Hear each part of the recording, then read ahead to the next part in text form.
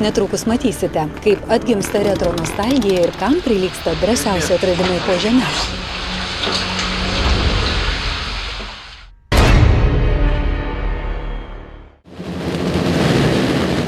Rubrikoje Sportas apie tai, kaip motociklų gausmas drebino Anykščių apylinkės. 1900 metais Didžiojoje Britanijoje atsiradęs motociklų krosas kasmet vis labiau populiarėja visame pasaulyje, nes dovanoja puikų reginį. Varžybos paprastai vyksta atviroje trasoje su tokiais elementais ir kliūtimis kaip ilgi tramplynai, vadinamosios bangos ir netikėti posūkiai, o motociklų klasės skirstomos pagal variklio galingumą, važiuotojo meistriškumo lygį arba sportininko amžių. Neišimtis ir Lietuvoje atskirose jos regionuose vykstančios varžybos, kurias plūsta tiek smalsuolių, tiek ir azartiškų gerbėjų minios. Šį kartą keliavome į Anykščius, kur Mickūnų motokroso trasoje įvyko tradicinės motokroso varžybos Degsta 2012 taurei laimėti. Net 10 skirtingų klasių nuo pat pirmų starto minučių užvirė negailestinga kova, kurios pasižiūrėti susirinko gausus būrys žiūrovų. Ir tai nėra atsitiktinumas. Šiame krašte vykstančios motokroso varžybos sulaukė gausaus aistruolių palaikymo. Į Anykščius susirenka daugiausia žiūrovų, galima sakyti daugiausia varžybų dalyvių. Nes kaip komerciniam varžybam virš 100 dalyvių tai yra labai daug. Nes čempionatuose būna apie 130, 140. Anykščiai tai kažkada garsėjo dar tarybiniais laikais savo motokroso žybynėmis. Ir dabar mūsų Arminas įsikonys. Anykščių garbę gina Europoje, pasaulyje. Dideli greičiai, variklių gaudesys, sudėtinga ir greita motokroso trasa kaitino varžovų azartą. Atkakli kova ir daugybė gražių sportinių lenkimų pelnė didelę žiūrovų simpatijas. Dėl ko vyrai užmerkė akis prieš riziką, atsakymas nuskambėjo labai paprastas. Adrenalinas traukia. Iš kitos pusės irgi žmonės daro varžybas, norisi palaikyti. Anykščių Mickūnų motokroso trasa įsikūrusi ne tik kalvotoje vietoje, ji dar apsupta ir vandens čiurlenimo. Mums valstybė įskyrė šią trasą būtent Šventosios upės pakrantėje. Tai yra kelio Anykščiai Rokiškis ir Šventosios santakoje 8,5 hektaro. Čia mielai visi sportininkai atvažiuoja ir pasilsėti ir tuo pačiu pasivaržyti. Trasos išskirtinumą vertino ir motokroso varžybų dalyviai. Puikiai paruošta trasa, puikus oras. Manau, kad labai smagios varžybos.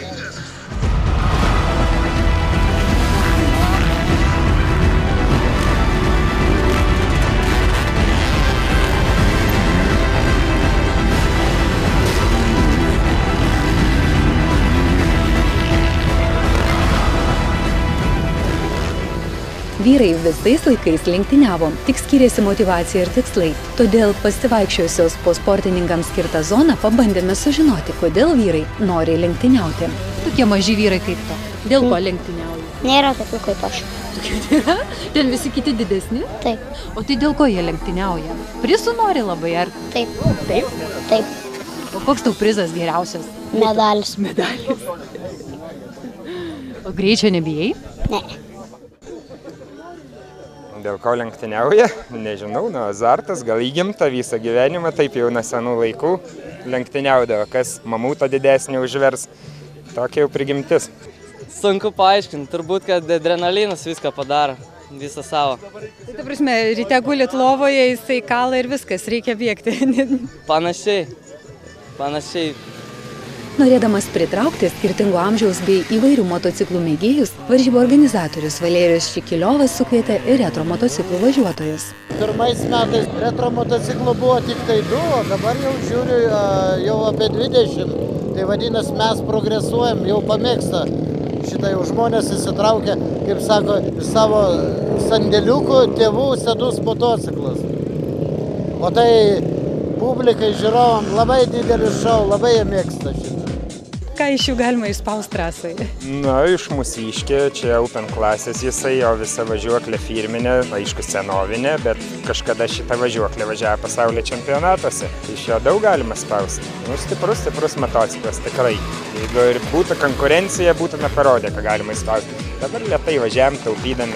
Motokroso varžybų šėlsmas prasidėjo vos į trasą išriedėjo solo važiuotojai su legendiniais, ne vieną dešimtmetį skaičiuojančiais senutėliais, tačiau į pensiją dar tikrai nenorinčiais motociklais. Tai buvo daugiau šou nei lenktynės, kurio žiūrovų veiduose piešė šypsenas, o burzgiančiai technikai ritmą diktavo skambanti estrados princo Ryčio Cicino muzika. Ši linksma gaidelė ir vainikuos vienos dienos motokroso įspūdžius, kuriuos parsivežėme iš Anykščių. Meilė ilgis sužaidė, lyg pakrantės vaikai. Tu pašauk meilės vardą, gal sugrįši dar kartą, apkabink lyg banga, juk mylėjau tave.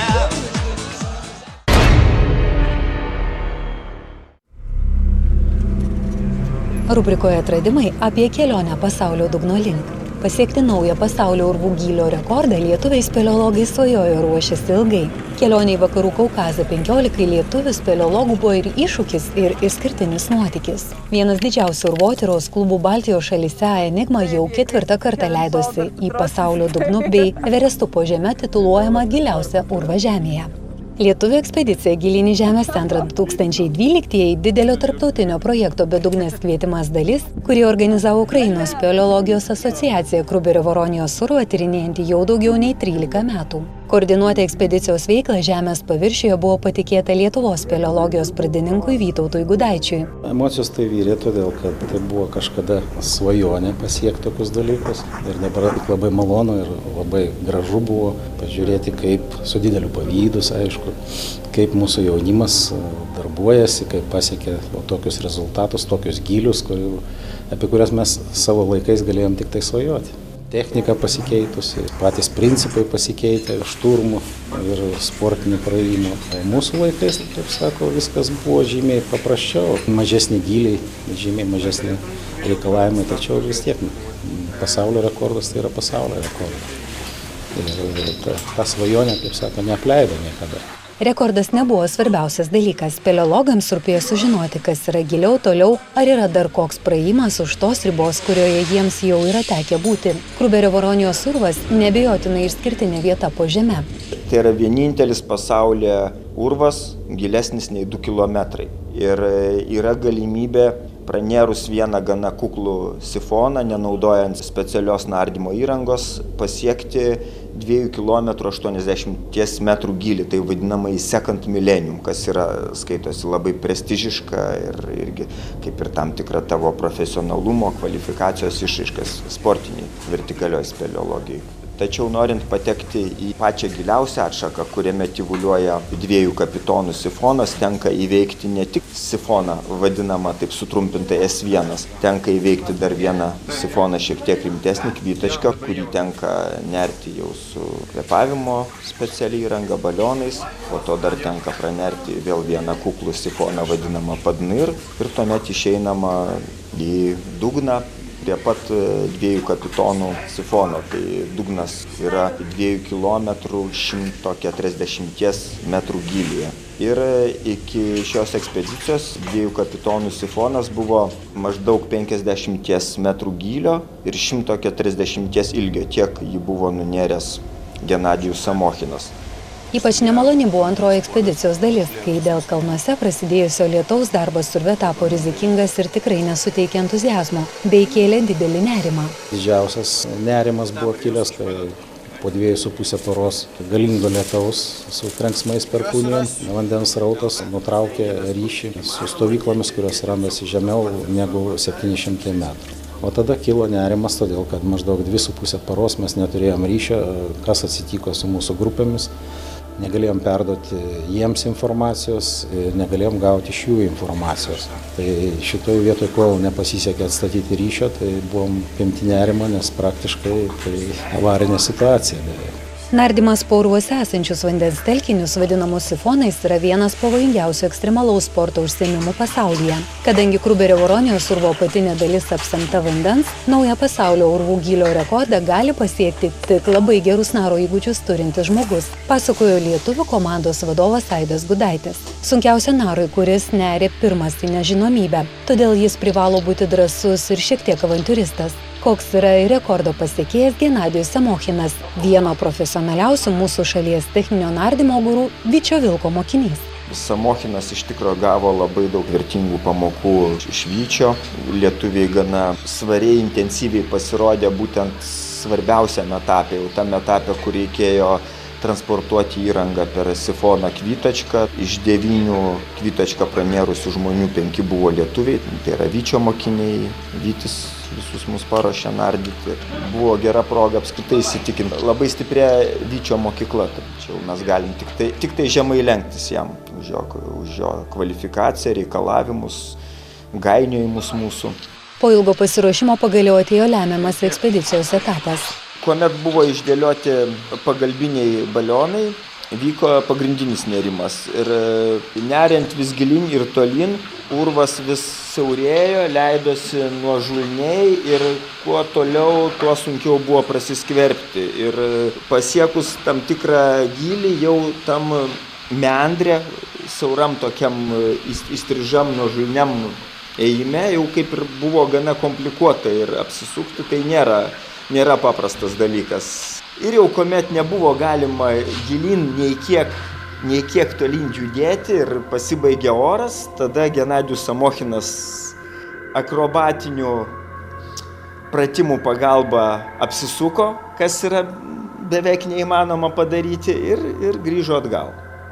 Visas nerimas truko apie valandą laiko. Tai valandą laiko teko prabūt labai šaltam vandenį, tamsoj.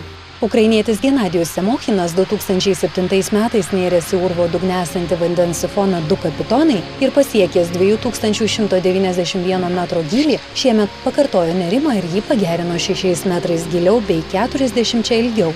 Atsivėrusios ateities perspektyvos mažai žadančios. Siaurame povandeniniame meandre pasiekti dar didesnį gylį lieka mažiau galimybių. Tačiau tamsos pasaulis dar tikrai pilnas atradimų džiaugsmo. Jei ne čia, tai tikrai kur nors kitur. Tad adrenalino trokštantis genas esantis šių be galo drąsių žmonių kūnuose dar ilgai leis būti šių dienų Kolumbais.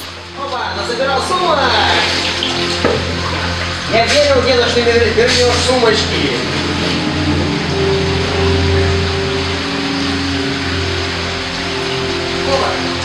Не замерз, не пойдем.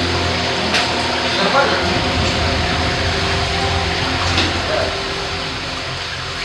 И руки нормально.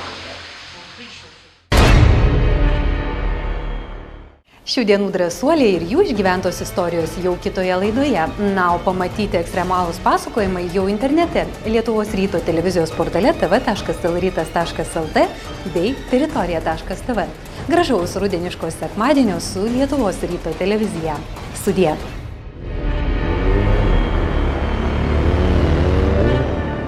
Kitoje laidoje matysite, kokį įspūdingą moto šou surengė prancūzas ir ar pavyks meksikiečiui ir vėl tapti vienu garsiausių pasaulyje krioklių tramdytojų.